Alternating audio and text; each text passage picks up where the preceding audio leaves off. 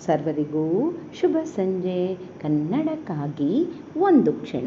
ಈ ದಿನದ ಒಗಟು: ಒಲೆ ಮುಂದಿರುವ ಹುಲಿರಾಯ, ಬಿಲದ ಬಾಲವನು ಕೊಲೆ ಮಾಡುವವನು. ಹಾಗಾದರೆ ಅವನು ಯಾರು? ಸರಳ ಸುಂದರವಾಗಿದೆ. ಎಲ್ಲರೂ ಪ್ರಯತ್ನಿಸಿ ಬೇಗ ಬೇಗ ಉತ್ತರ ನೀಡಿ. ನಿಮ್ಮ ಪ್ರಯತ್ನ ನಿರಂತರವಾಗಿರಲಿ. ನಿನ್ನೆ ನಾನು ಒಂದು ಒಗಟನ್ನು ಕೇಳಿದ್ದೆ.